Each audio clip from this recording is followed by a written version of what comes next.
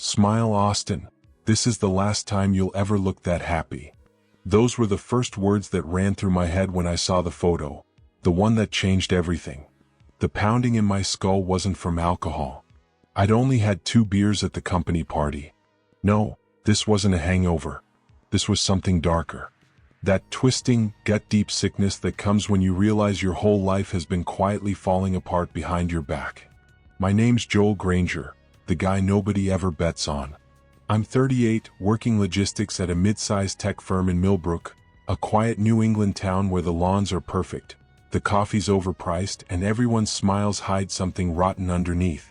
I'm not the flashy type.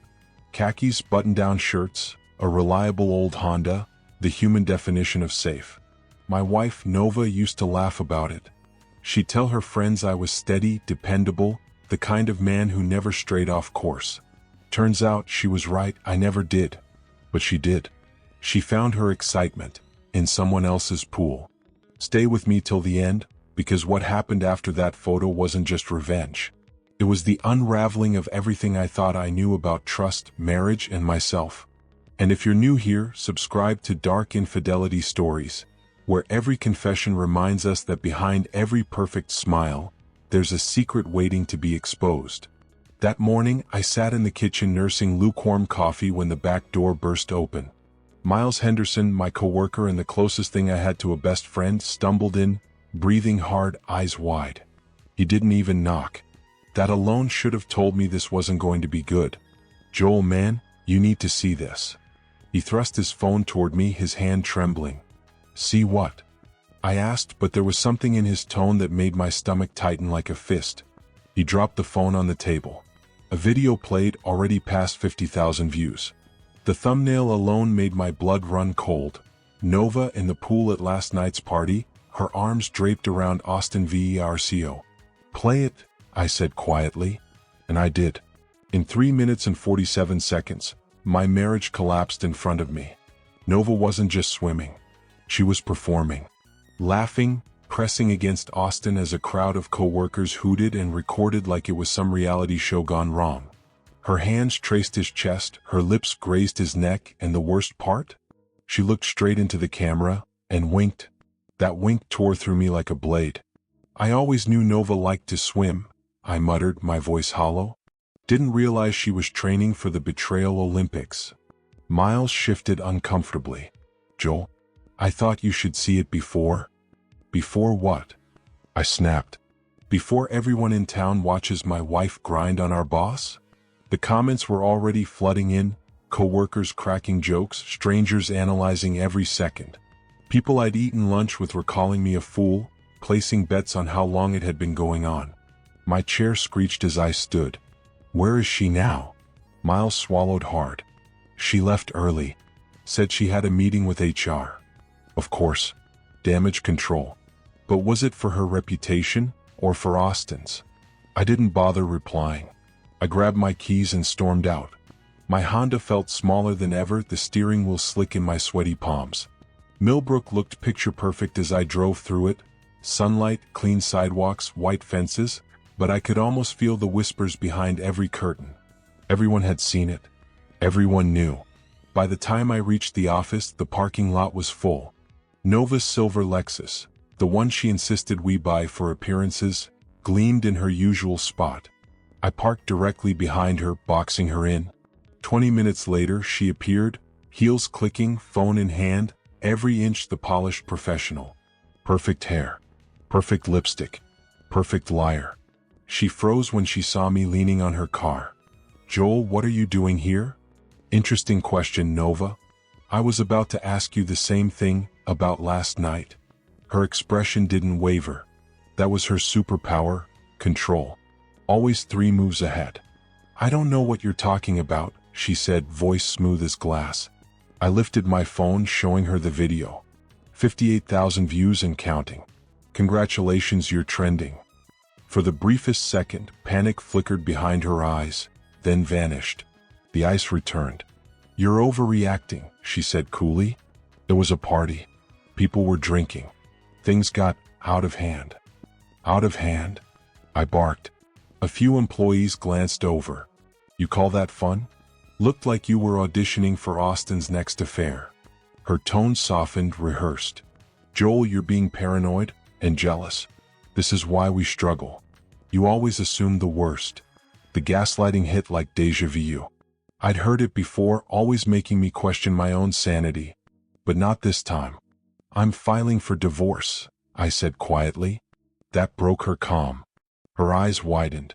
Joel, wait, let's talk about this. No, I cut her off. I'm done talking. I'm done being the nice guy while you make me a joke. I walked away before she could respond. The moment I sat in my car, I felt something shift. Filing for divorce wasn't the end, it was the beginning.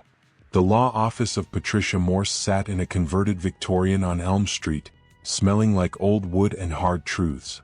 She'd helped with my parents' wills and now she'd help bury my marriage.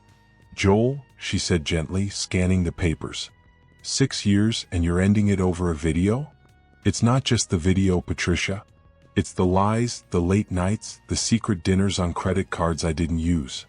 I sighed, rubbing my temples. I've been blind long enough. She nodded. Then listen carefully. If you want to protect yourself, start documenting everything. Financials, messages, any proof. The more evidence you have, the better your case. That word, evidence, stuck with me. When I got home, the house felt different. Cold. Hollow. Like a crime scene waiting to be processed. I went straight to her office, the spare room she called her workspace. The desk was locked, but I knew her habits. She always taped the spare key under the bottom drawer, just like her dad had taught her. Inside, I found what I was looking for. Bank statements. Credit transfers. Our savings, what should have been $12,000, was down to $300. The rest had been funneled into an account I didn't recognize. And then, the real gut punch. A folder labeled personal. Inside were printed emails, intimate, bold, unmistakable, between Nova and someone signed only as AV. Austin V. My hands trembled as I stared at the pages. Every word, every miss you, and last night was amazing, was another nail in the coffin of the life I thought I had. And that's when I knew, this wasn't just infidelity. It was a betrayal with intent. They'd been planning this. Every late meeting, every business trip, it was all a cover. That day something in me broke. But something else, something sharper, started to wake up. Because if Austin and Nova thought they could humiliate me in public and walk away unscathed, they were about to learn how dangerous an underestimated man can become. The emails went back 4 months. At first, they were nothing more than polite exchanges, talks about company policy, staffing evaluations, and work efficiency. But soon those messages began to shift. The tone softened. The words lengthened. Professional courtesy melted into personal curiosity, and before long, into something unmistakably intimate, then outright explicit. That's when the truth hit me like a freight train. Austin Veers, RCO, had been sleeping with my wife. 4 months. 4 months of lies whispered through company emails while I sat at home believing we were still a team. But the betrayal didn't stop at the affair. Those messages exposed something darker. Austin wasn't just seducing my wife, he was using her. Feeding her insider information about upcoming layoffs, helping her climb the corporate ladder, and discussing which employees to quietly push out of the company, including me. Joel's starting to get suspicious, one message read. Maybe it's time for a restructuring in logistics. I stared at that line until the words blurred. They were plotting to destroy me, my wife and my boss, to keep their affair running smoothly without the inconvenience of me in the picture. I photographed everything. Every message, every timestamp, every damning word. Then I carefully placed each page back exactly where it had been. Nova couldn't know I'd found her secrets. Not yet. That night I needed answers, not from her but from someone who knew things. So I drove to Penny's Place, the local bar where the town's gossip and truth had the same price, a pint of beer. The place smelled like old whiskey, wood polish, and stories that should have stayed untold. The booths were worn leather, the lights dim enough to hide shame, and Penny Morrison stood behind the bar, queen of Millbrook's underbelly. She looked up when I walked in. "Joel Granger," she said, her eyes sharp with recognition. "Heard you had a rough morning?" News travels fast, I muttered, sliding onto a stool. In a town this small? She chuckled. News travels faster than forgiveness. She popped open a cold beer and slid it toward me. Penny, I said quietly, what do you know about Austin Veers? Her expression shifted instantly, from friendly to wary. That man's been trouble since the day he rolled into Millbrook. Rich boy from Boston thinks money gives him the right to touch anything, or anyone he wants, especially other men's wives. I didn't have to say a word. She leaned closer. You're not the first husband to sit on that stool asking about Austin, she said softly. Tommy Peterson was here 6 months ago with the same look you've got right now. His wife, Jennifer, worked for the company too. What happened to Tommy? I asked. Penny sighed. He's divorced, broke, and renting a shoebox across town. Austin's got a system, Joel. He finds women in messy marriages, wines and dines them, makes them feel like they matter. Then when their husbands catch on, he makes sure those men lose everything. Money, jobs, reputations. Every single time. The beer in my hand suddenly tasted bitter. How does he pull that off? Money, influence, friends in all the right places. Judges, bankers, even city council. Austin's got people everywhere. I met her gaze. Nobody's untouchable, Penny. Her eyes narrowed. You're not planning something stupid, are you? I smiled faintly. Define stupid. Anything that ends with you in handcuffs, she said flatly. I finished my beer, left a 20 on the counter, and stood up. Don't worry about me, Penny. I'm smarter than I look. She called after me, voice soft with concern. That's exactly what I'm afraid of, Joel.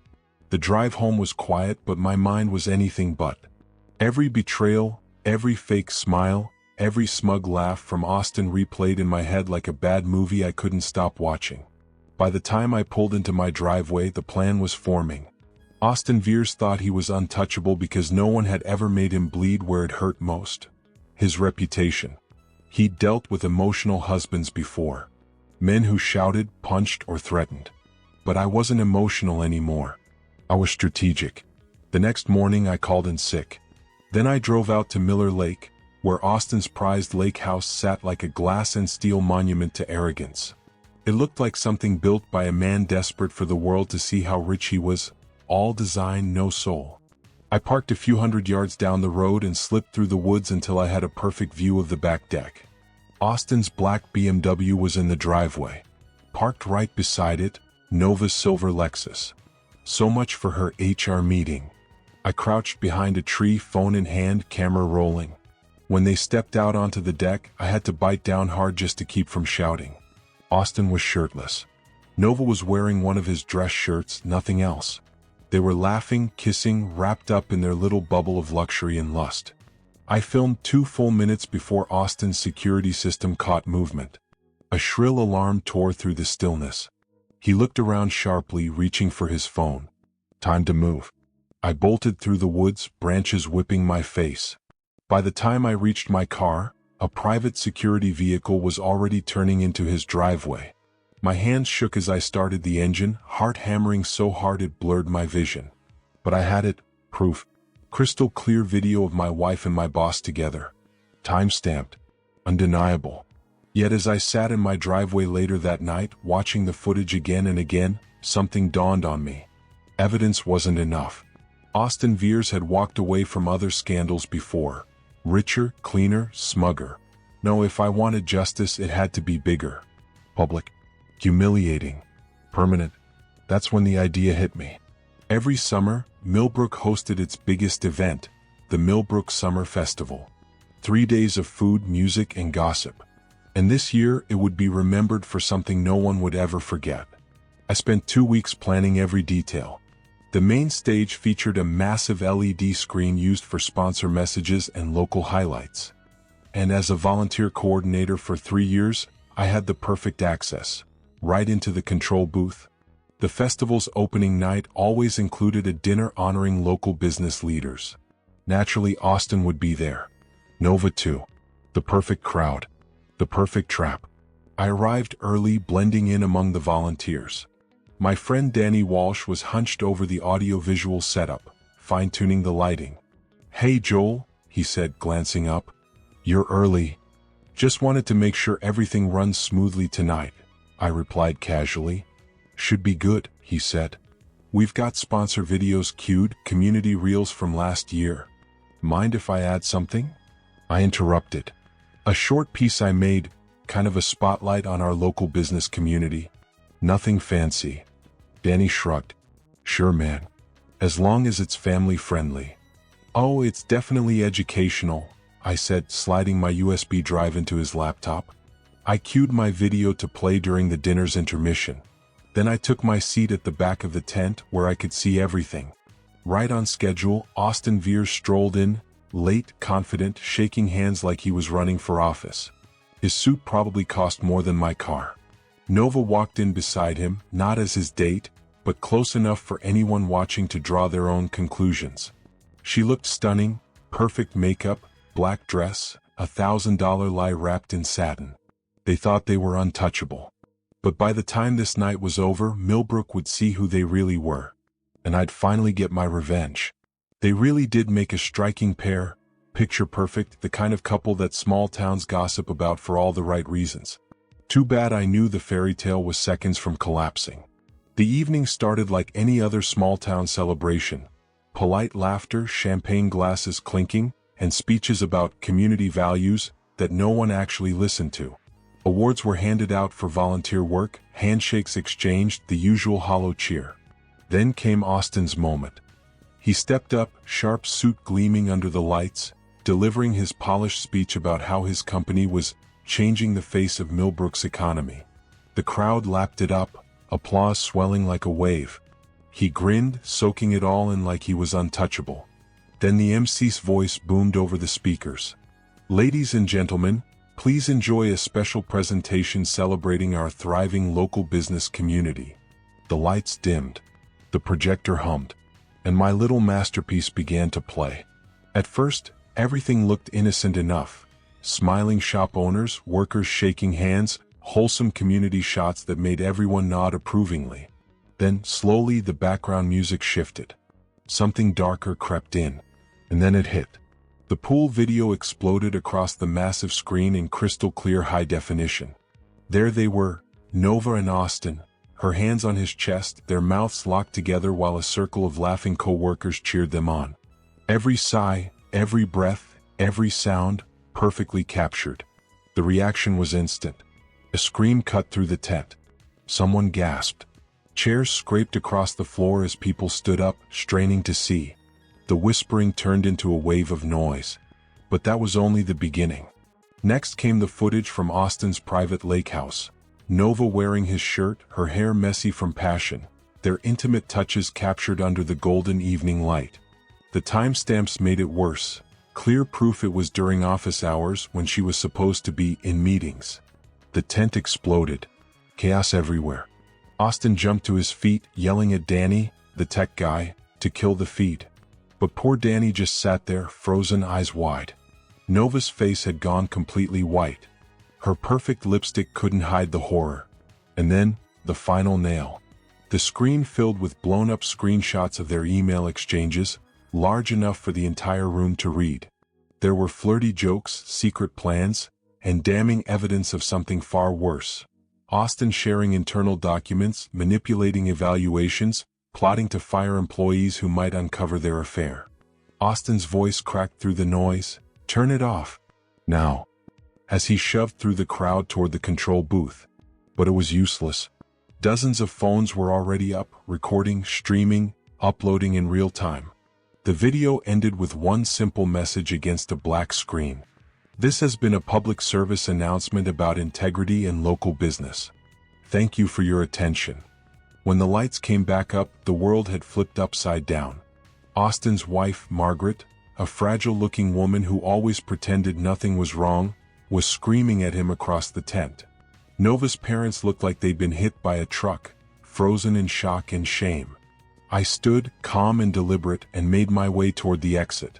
As I passed their table, Austin stepped in front of me, his mask finally gone. "You son of a witch," he hissed. "You think this makes you clever?" "I think it makes me thorough," I said, meeting his glare. Tell me, how's that untouchable image holding up now? He raised his hand, anger trembling through him, but hundreds of phones were pointed in our direction. He froze, jaw tight, then leaned in close enough for me to smell the whiskey on his breath. This isn't over, Granger. I'll destroy you. I smiled faintly. You already tried that, Austin. My turn. And I walked away, leaving him standing in the wreckage of his own lies. Behind me, I could hear Nova sobbing, her mother's voice rising in fury, and the wild, buzzing excitement of a town that had just witnessed the scandal of the year. The night was over. But my revenge? That was only beginning. By morning, the fallout was nuclear.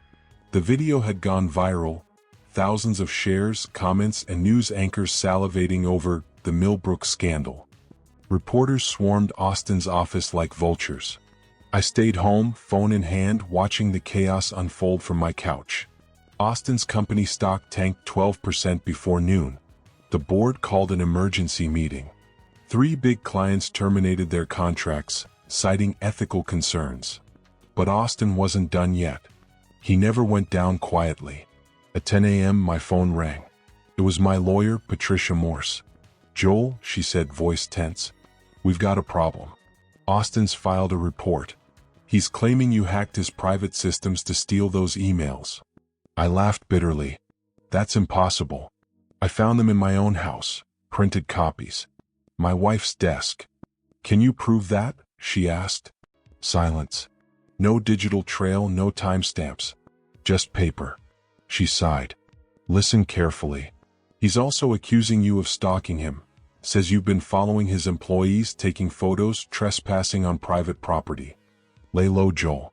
Don't go near him, don't post anything, and for God's sake, don't contact Nova. I agreed out loud. But inside, I knew I wasn't stopping. Austin was wounded but still dangerous. Give him time and he'd twist everything to his advantage. He always had that talent, turning victims into villains. That afternoon, I got a call from Miles. His tone was grim. Joel, you need to get down here. Something's happening at the office. When I arrived, he was waiting in the parking lot, eyes hard. They fired me, he said flatly. What? Why? Austin called me in this morning. Said I was being terminated for unauthorized disclosure of confidential company materials. He looked down, shaking his head. Apparently, showing you that video was enough to end my career. My stomach dropped. Miles, I'm sorry. It's not your fault, he said. But it gets worse. Austin's telling everyone you've been unstable. That this whole thing was some psychotic revenge scheme. He's got people believing you've been stalking female employees. My pulse quickened. He's lying. Of course he is, Miles said. But he's got influence. Some folks are already saying they saw you acting weird around the office. I could feel the walls closing in, Austin flipping the script, painting himself as the victim, me as the obsessed aggressor. Classic move. Miles hesitated, then added, he's got Nova telling people you were controlling at home. That she stayed with you out of fear. That one hurt, deep and cold. That's insane, I muttered. I never touched her. I know that, he said softly. But they're building a story, Joel. And it's working. It was in that moment I realized I'd underestimated him. Austin wasn't just corrupt, he was strategic. He'd survived scandals before. And this time he was rewriting the narrative in real time. But he had one weakness. He didn't know that I still had cards left to play, and this town, my town, had seen too much to forget what they'd witnessed. That evening, I drove to Penny's bar. It was packed, laughter, whispers, and phones flashing everywhere. Scandal was good for business, apparently. Conversation stopped as I walked in. Eyes followed me. Then Penny, ever loyal, raised a hand from behind the counter. Joel, she called, giving me that small, knowing smile. You look like hell. You want the usual? I exhaled, half a laugh, half a sigh. Yeah, better make it a double. And as I sat down, the murmur started again. The town's heartbeat pulsing with rumor, judgment, and fascination. The story wasn't over. Not by a long shot. Well, Penny said with a knowing smirk as she poured me a beer. No need for me to even ask. If it isn't Millbrook's most notorious troublemaker. Let me guess, you've seen the news? Yeah, I muttered. She laughed softly, shaking her head. Honey, everyone's seen the news. The real question is, what are you going to do about Austin's little counterattack? I frowned. You heard about that? Joel, she said, leaning closer across the bar, I've been running this place 15 years. I hear everything. Austin's already been in here twice today, buying rounds, crying about his stalker problem. Says you're some kind of deranged creep who violated his privacy. I exhaled slowly. And people believe him? Some do, she said. Money's a hell of a megaphone, especially around folks who need to keep their jobs. She paused, her voice softening. But not everyone's buying it. Austin's burned plenty of bridges in this town. There are people who'd love to watch him fall. Like who? Penny glanced around the room, then tilted her head toward a shadowed booth in the corner. Come on, she whispered. Once we sat down, she leaned in. For starters, Tommy Peterson. Remember him? Austin ruined his marriage, his reputation, his career. Tommy's been nursing that grudge for 2 years, just waiting for payback. What about Jennifer? His ex-wife? I asked.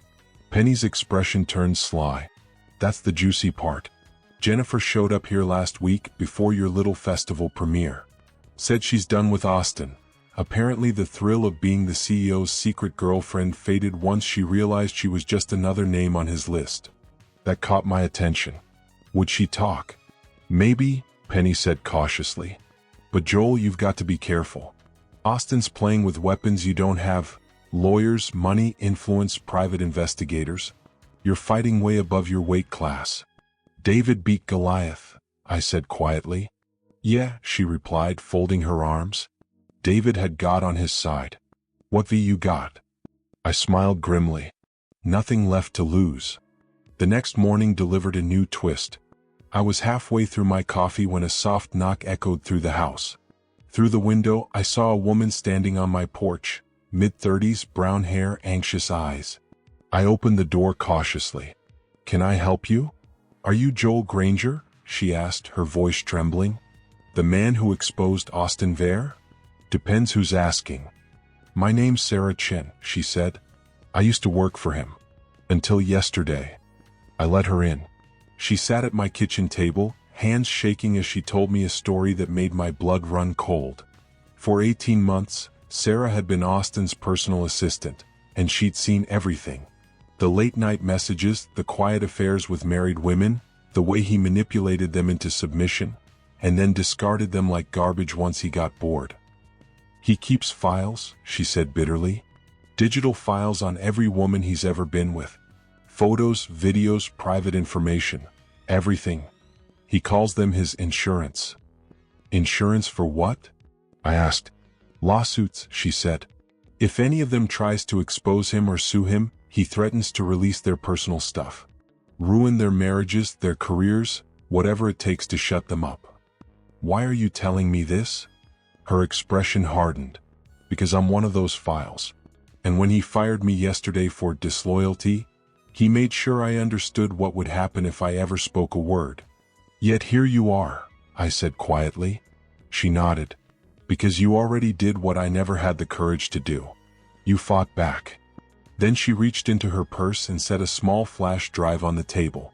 This, she said, is every dirty secret he's ever kept, the entire archive. 5 years worth of blackmail material. I stared at the drive. Sarah, this could end him. That's the idea, she said. But listen, Austin's dangerous. You have to be smart about this. If he knows you have it, he'll come for you. And he doesn't fight fair.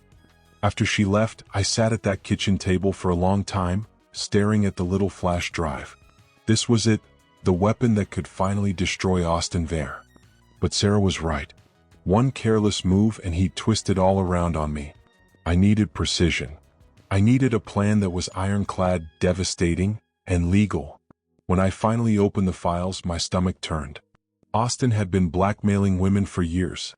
Not just his employees, but clients, competitors, even the wives of local officials. The folders were meticulously arranged, each with photos, videos, and what he chillingly called leverage points. But one folder froze me completely. It was titled Future Projects.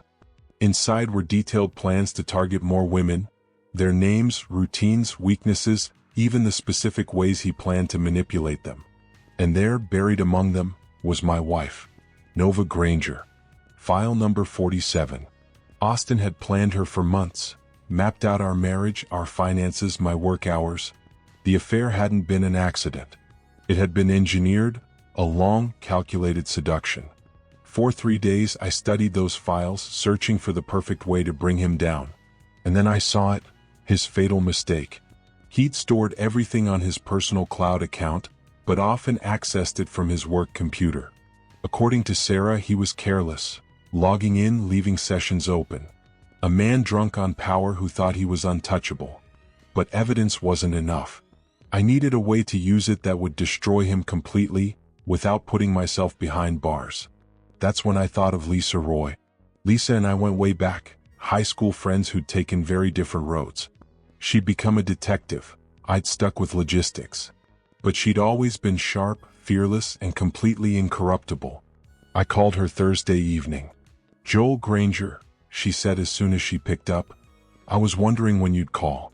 Half the town's been buzzing about your little fireworks show." "I need to ask you something, Lisa," I said carefully. "Hypothetically," she groaned. "Hypothetical questions from you are never good news.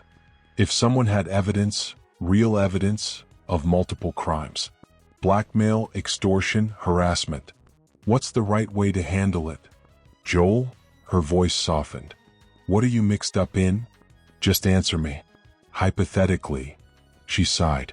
"If the evidence was obtained legally, no hacking, no illegal surveillance, then it needs to go to the proper authorities. The FBI for interstate crimes, state police for major felonies, local cops for everything else. And if it came from unconventional sources? As long as you didn't break the law to get it, it's admissible," she said. "But Joel, if you're sitting on something serious, you have to report it. It's not optional." "I understand," I said. "Just be careful," she added softly. "Make sure whatever you're planning, you can live with it afterward." I hung up, staring at the flash drive one last time. I already knew what I was going to do. It was time to end this. For good. 4 years, Austin had built his empire on power, manipulation, and destruction. He'd crushed reputations, careers, and hearts without hesitation. But this time the tide was turning. It was finally my turn to use his own power against him. Still, before bringing his kingdom down, there was one last stop I needed to make. Jennifer Peterson lived in a modest apartment complex on the far east side of town. According to Penny, she'd begun questioning her loyalty to Austin, and I needed to know if that crack in her conscience was wide enough to let the truth through. When she opened the door, I almost didn't recognize her.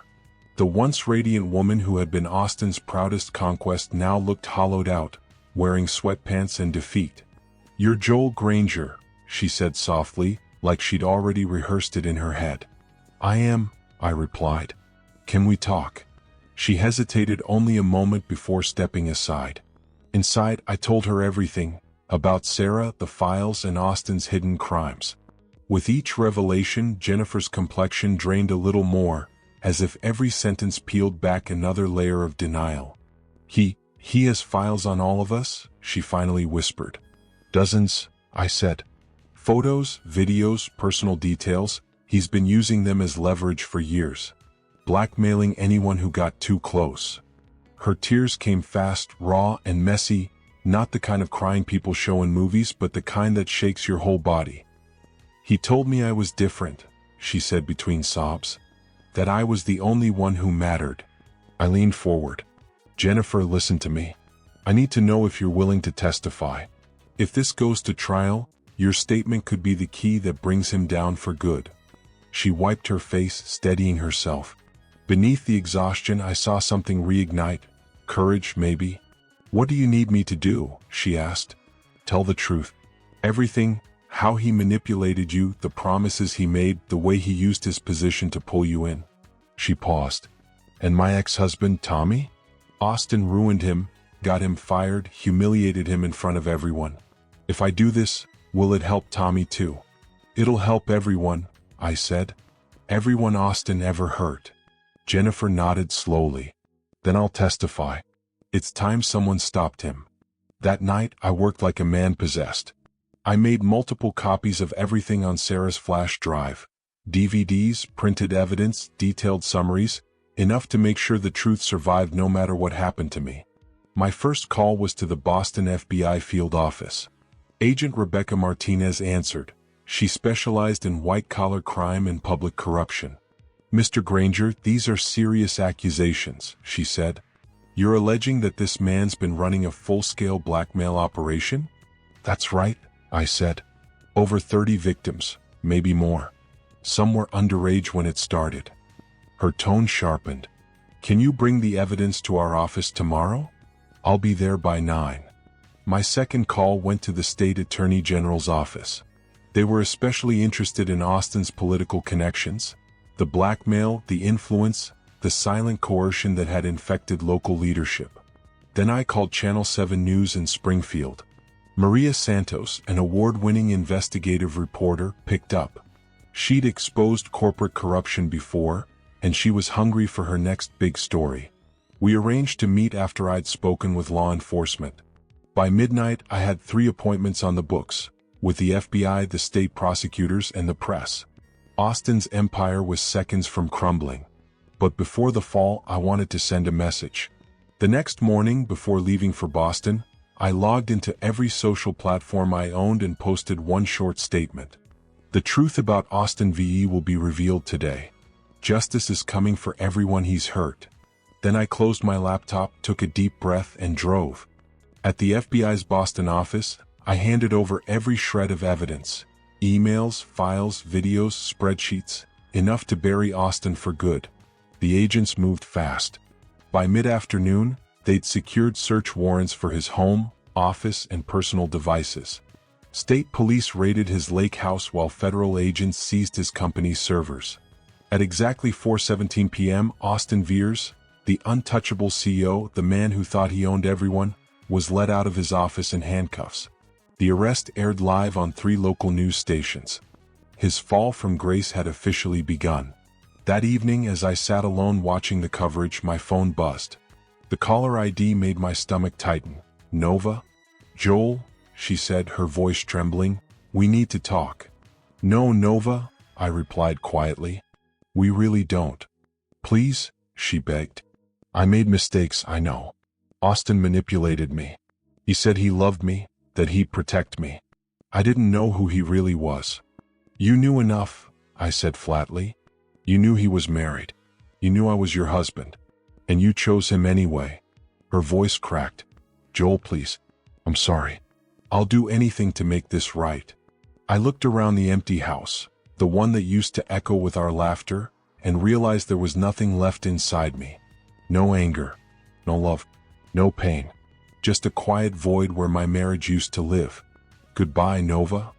I ended the call, blocked her number, and that was that.